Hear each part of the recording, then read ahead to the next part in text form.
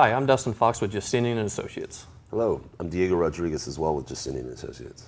So today's the big day. We have Trump becoming president, we have the inauguration, and I'm here with our head immigration attorney. And do you have any general thoughts on the inauguration and the process itself? Well, it's a scary time for everyone right now that is dealing with an immigration issue because they don't know what's going to happen. None of us actually know what's going to happen. President Trump has said that he's going to remove certain programs like DACA and things like that, but we don't know what he's going to do. He may decide against that. He may decide to go in a different direction, maybe go through a different program. But these 100 days are kind of critical. I don't want anyone to panic right now, but there are things that possibly could change, and he does have that power now as president. Sure. Yeah, I mean, he has a 100-day agenda, and within the 100 days, the first thing I know that, or there's several different things he wants to do, but one of them being he wants to impose term limits on all the members of Congress. He plans on doing like a lifetime ban on the White House officials lobbying on behalf of foreign government. But maybe the most impactful is the removal of President Obama's executive order, DACA. Yeah. For the folks out there watching this video, maybe you could shed some light on what DACA is. Sure. Well, first and foremost, DACA is a program that President Obama installed to help children or younger people that arrived into this country. You know, you're thinking of maybe a 5-year-old that came in. They don't have really a choice to be able to come in here, and they're trying to not hold that against them. And it's not providing legal status. It's providing legal status. It's not providing a path to citizenship. What in reality it is affording this huge group of people the opportunity to be able to go to school, to advance themselves. They're going to try to kind of better themselves, here. Mm-hmm. So you actually can't get a citizen? You can't become a citizen through it? No, so it's for a temporary amount of period, and it just gives you status. It allows you to get a social security number so you can work. And pay taxes? Pay taxes on that. It also allows you to go to school. That's one of those things that people come here for the American dream. This program is one of those things that allows them to advance. Some of these people came over when they were 1 year old, and they don't know another country besides this. This is home. Yeah. And they see the opportunity, they see their friends going to school, they see different things, but maybe they don't have a route right now to, some sort of status. But the good thing is that now they're able to go to school. They're able to kind of take themselves out of that vicious circle that where you can't go to school because you can't get help with X, Y, Z. Sure. Yeah. So with the removal of DACA, and you sort of touched on the subject already, basically I'd like to know, and maybe you can tell the folks outside here watching this video, is how would that affect people in the United States right now if it were removed by President Trump, within the first 100 days through another executive order? Yeah, it depends on what he does regarding it, but one thing we know, let's say that it's removed, now nobody else is eligible to apply for it. Sure. You're going to have X amount of people that no longer will be able to use that route to better themselves, to work, to contribute, to provide for their families, things like that. We don't, excuse me, we don't know if he's going to change it with another program, but he has said that he's going to remove it. Mm-hmm.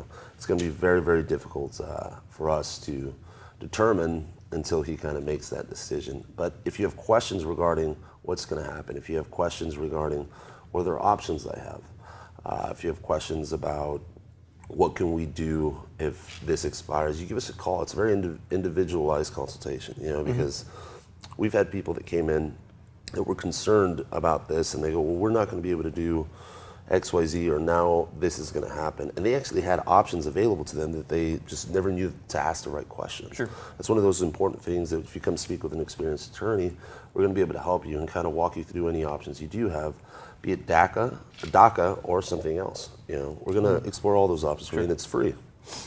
So I know that it would be just scary generally not knowing like what's going to happen to you if you're like within one of these programs.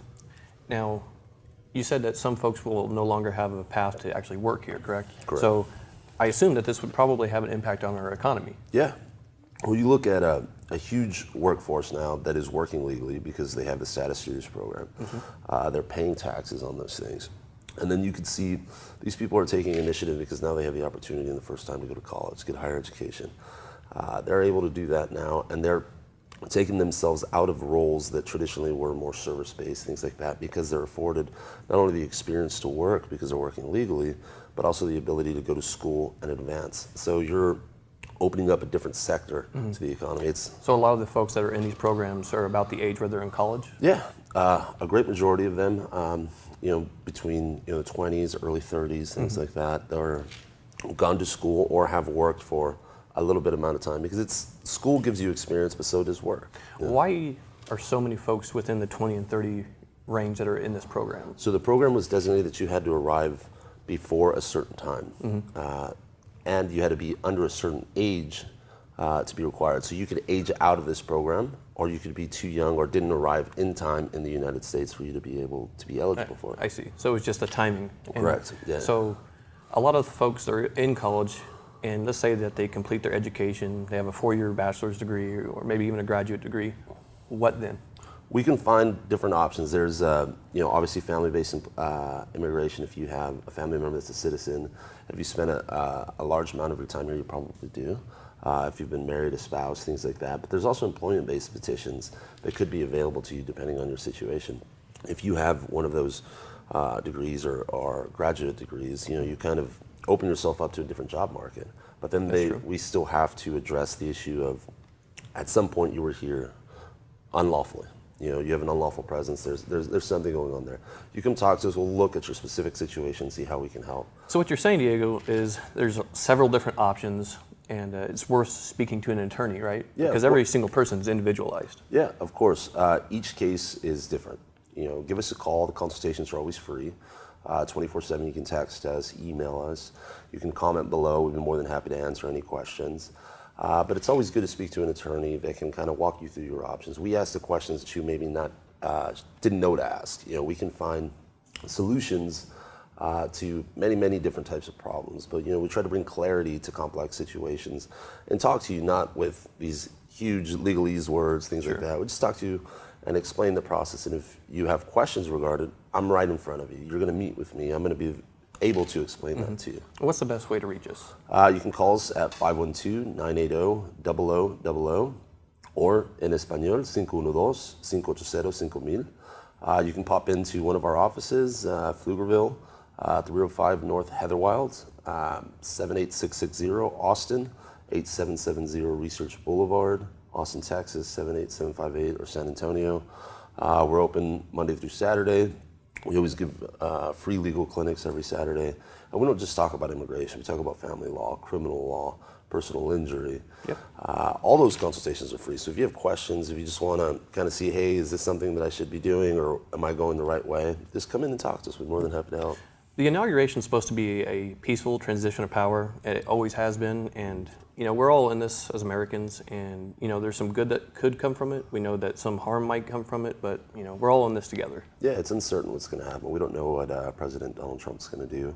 If you have any questions, comments, or concerns that you want to address with me specifically, I deal with immigration law. Dustin deals with a variety of different things, but personal injury, criminal, family law, things like that. We're here to help. And we want to provide our services. We always give free consultations. Yep. So if you have any questions, give us a call. Once again, my name is Dustin Fox from Justinian Associates. My name is Diego Rodriguez. Thank you for tuning in.